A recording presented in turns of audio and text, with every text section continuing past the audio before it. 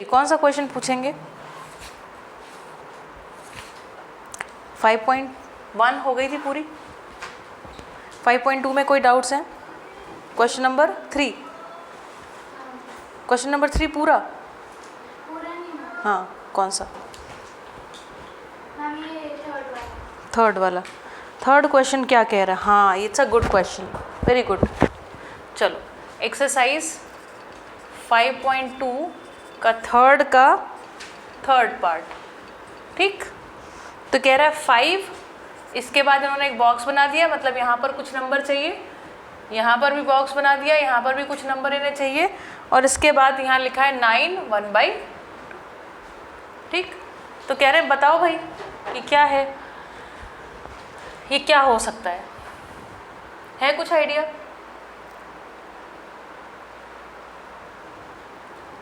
इसमें ए क्या लिखा हुआ है?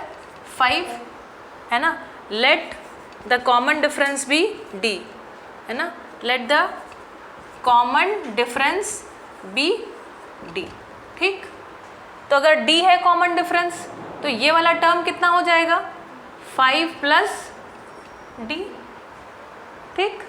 इसमें और हम डी जोड़ेंगे तो ये कितना हो जाएगा? 5 प्लस 2d, ठीक है।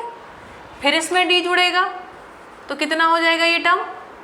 5 प्लस 3d। ऐसा है कि नहीं है? ठीक। तो हम ये कह सकते हैं, हमें गिवन क्या चीज़ है? गिवन है कि 5 प्लस 3d इक्वल टू 9 1/2। वैसे भी देखो तो 1 2 3 4, ये फोर्थ टर्म है। फोर्थ टर्म की वैल्यू क्या होती है? a प्लस 3d, है ना। तो फोर्थ टर्म t4 या a4 is equal to a plus 3 times d। इससे d की वैल्यू निकल आएगी, d निकल आया तो ये 5 प्लस d है, ये 5 प्लस 2d है। करके दिखा देते हैं, ठीक है। 3d is equal to 2 9 18, 18 plus 1 19/2 minus 5 को लिख सकते हैं 5/, सॉल्व किया जाए।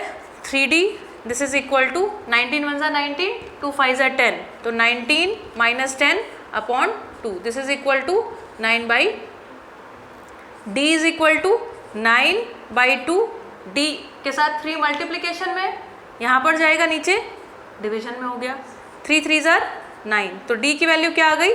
3/2, ठीक। तो सेकेंड टर्म क्या निकल के आ गया इस तरीके से?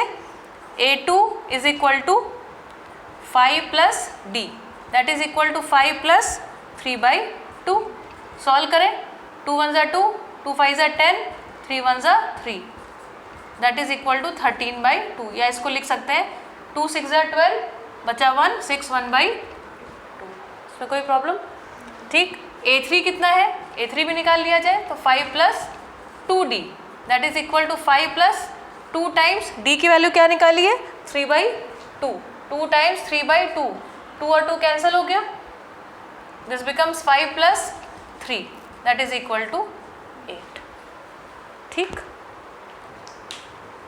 पॉज कर दीजिए।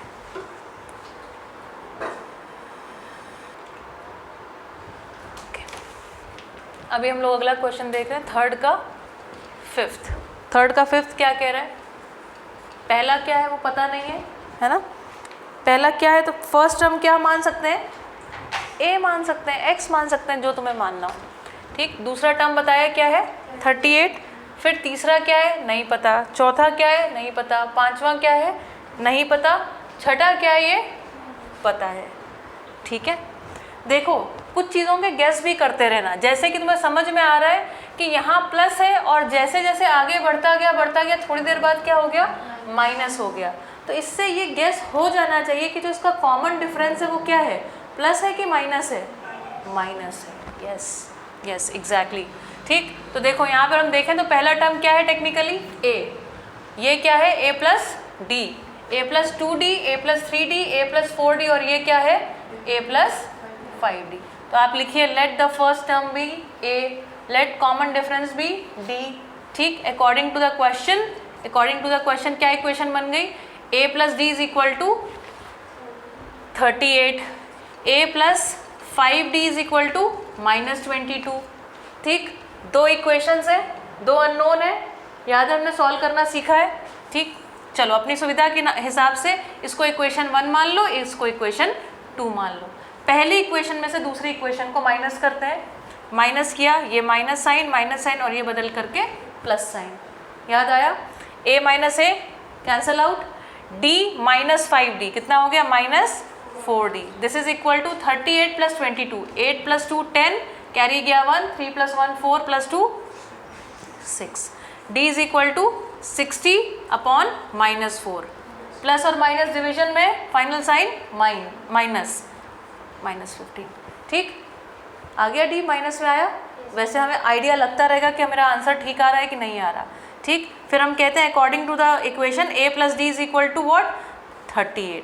तो d की वैल्यू निकल आई है, क्या निकल के आई है? माइनस 15। ठीक, तो a की वैल्यू यहाँ से निकल आई 38 प्लस 15 कितनी आ गई? a is equal to 53। a is equal to 53। a की वैल्यू आ गई, d की वैल्यू आ गई, तो सारे टर्म्स निकल आएंगे। a की वैल्यू क्या है? 53। ठीक है ना, कैलकुलेशंस करते जाना।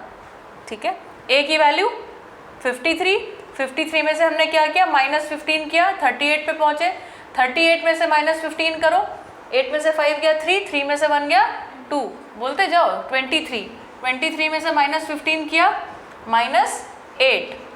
ठीक, माइनस 8 में से माइनस 15 किया, बोलो माइनस 23, माइनस 23 में से, ये तो कुछ गड़बड़ हो गया।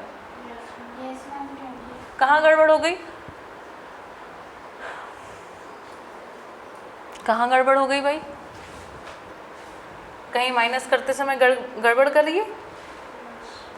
53, 38 में से 15 गया 23 में से माइनस 15 किया, अरे माइनस 8 थोड़ी आया, प्लस 8 है भाई, प्लस 8 है। बोलो तो सही, प्लस 8 है। प्लस 8 में से माइनस 15 किया तो कितना आया? माइनस 7। माइनस 7 में से माइनस 15 किया तो माइनस 22। देखो, दैट इज अनदर ब्यूटी। जब आप एक प्रोसेस में काम कर रहे हैं तो आपको गलती भी पकड़ में आ जाएगी। ठीक है, and that's how you catch your self कि कहाँ पर गड़बड़ कर ली हमने।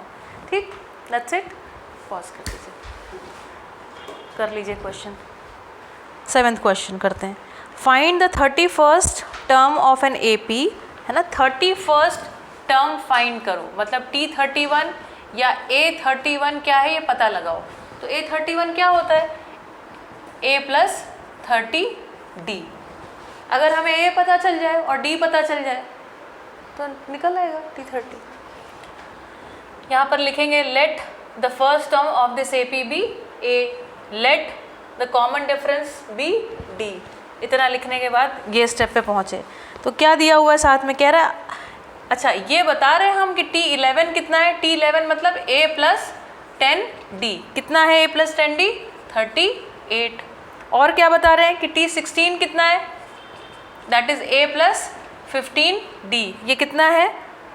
73। ठीक, सेम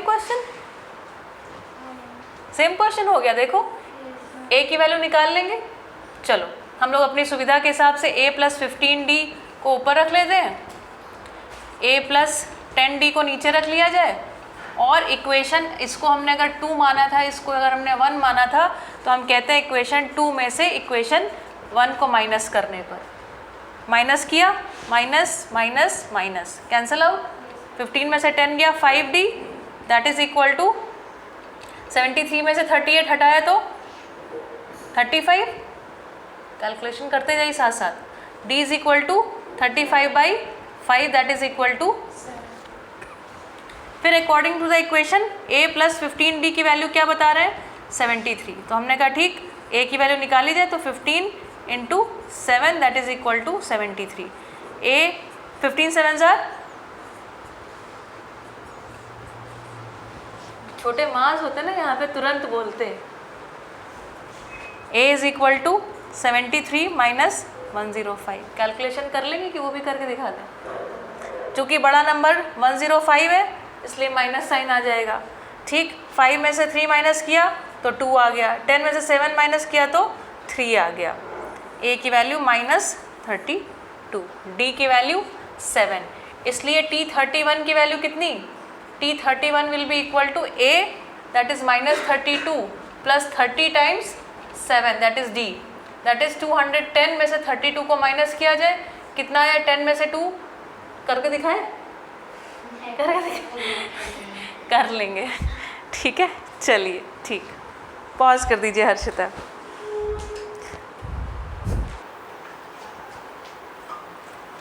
क्वेश्चन नंबर 8 ना, क्वेश्चन नंबर 8 देखा जाए। An AP consist of 50 terms, मतलब A1 से लेकर के कहाँ तक जा रही है, A50 तक, है ना, ठीक।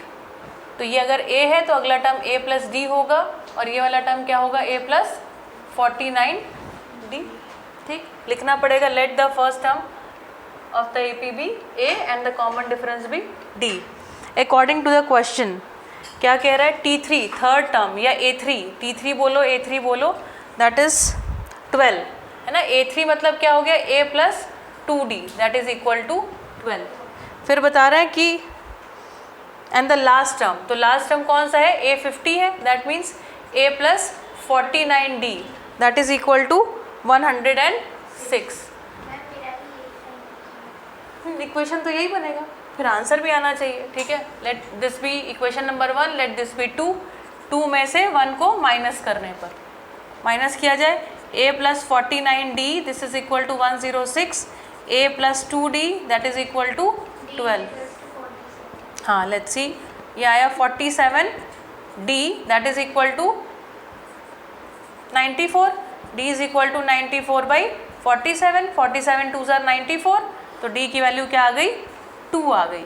D की वैल्यू अगर 2 आ गई तो A plus 2D this is equal to 12, यहाँ पर है ना लिखेंगे on substituting value of D as D equal to 2, तो A plus 2 into 2 this is equal to 12, A plus 4 equal to 12, A is equal to 12 minus 4, A is equal to 8, ठीक। क्या पूछा इसके बाद, find the 29th term, what is the 29th term, तो T29 या अगर आपने लिखा है A29 तो that is equal to A plus 28D, A की वैल्यू 8, 28 इंटू 2, 28 2 ज़ार 56, 56 plus 8 64 that is equal to A20।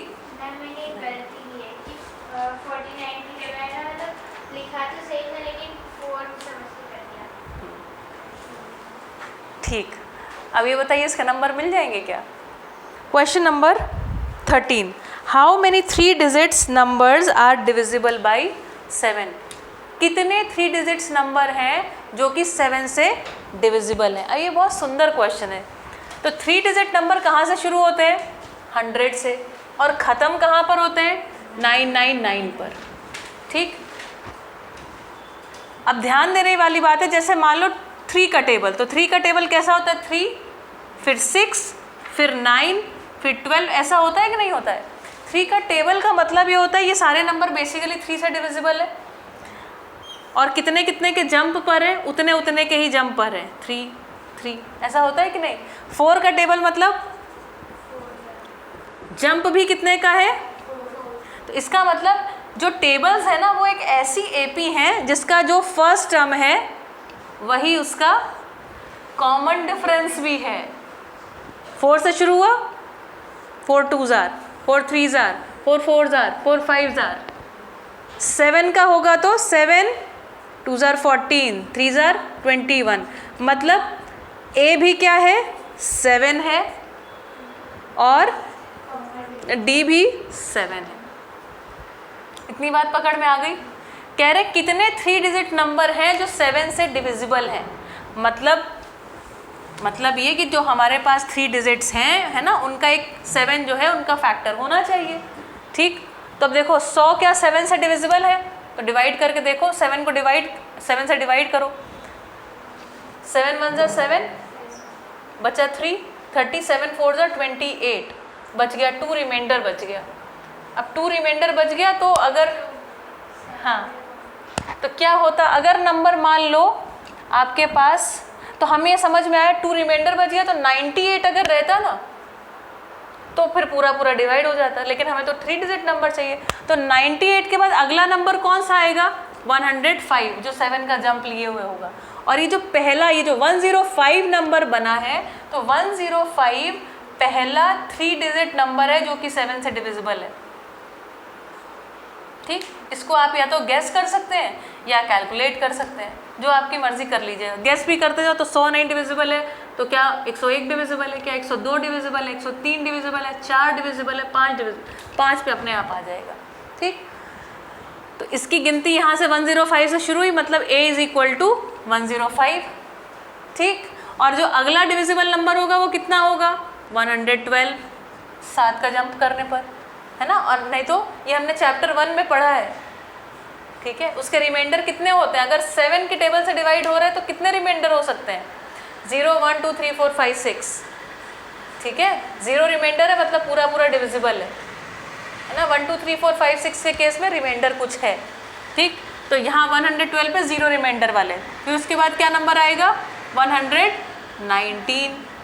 ठीक, ऐसा करते करते करते करते कुछ एक नंबर मिलेंगे और होते होते हम कहाँ पहुँच जाएंगे, आखिरी 3 डिजिट नंबर पे।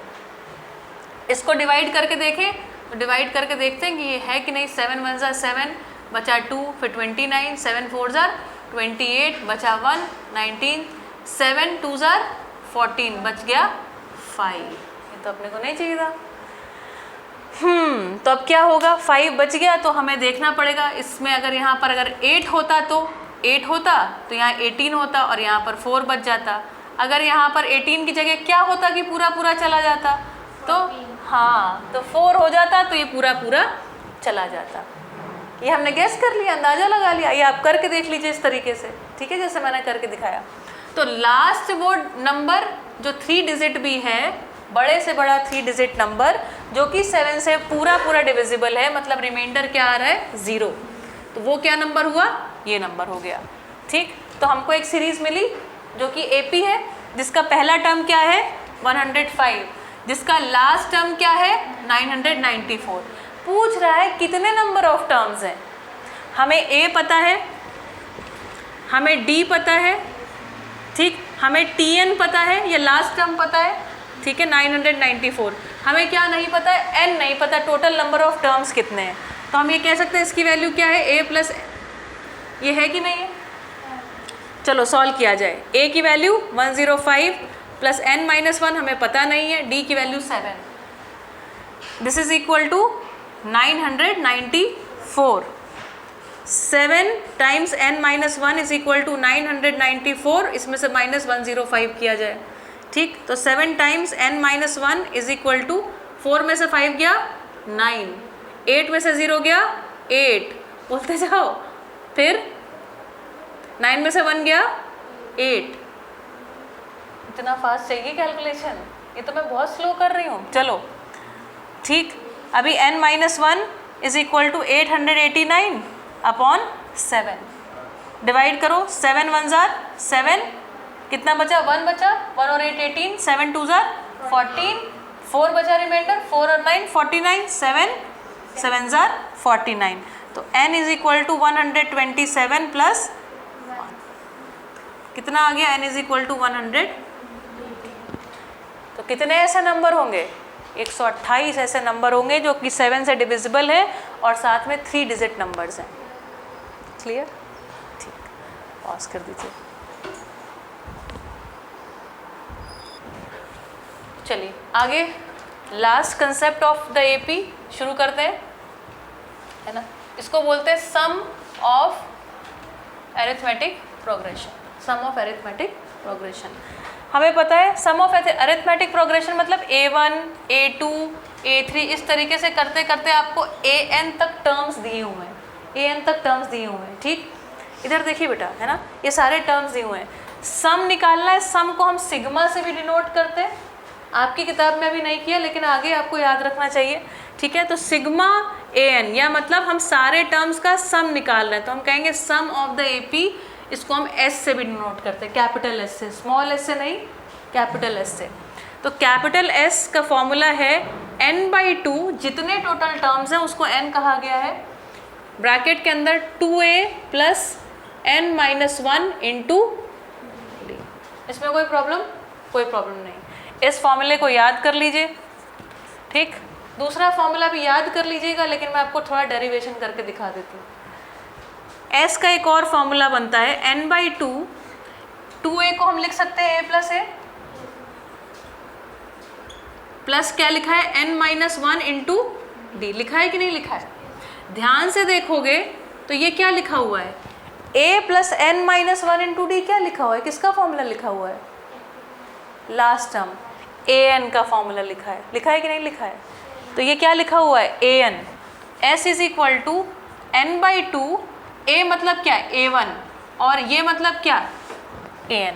यहाँ पर हमने a1 a2 माना तो यहाँ पे a1 लिखे, ठीक है ऐसा, ठीक। इसको दूसरे टर्म में ऐसे भी लिखा रहता है n/2 फर्स्ट टर्म a और लास्ट टर्म l, ये दूसरा फॉर्मूला है। लास्ट टर्म a का मतलब फर्स्ट टर्म, ठीक। इस ऐसे भी लिखा रहता है a1 प्लस an, a1 मतलब पहला टर्म, n मतलब nth टर्म, nth मतलब लास्ट टर्म, इसको a और l के फॉर्म में भी लिखते हैं, ठीक। और इसी के साथ आज आपका AP चैप्टर ख़त्म। अब आप 5.3 अटैम्प्ट करिए, जो डाउट्स हों वो क्लियर करिए। इस तरह में कोई डाउट है इसको रट लीजिए, दो तीन बार इसको लिख के देख लीजिए, इसको भी देख लीजिए, फिर अटैम्प्ट करिएगा। इसका डेरिवेशन मैं आपको जब सेकेंड राउंड पढ़ाऊँगी तब बताऊँगी कि इसका डेरिवेशन कैसे होता है, अगर लगा कि ज़रूरत है तो, वरना दैट्स इट, ठीक है।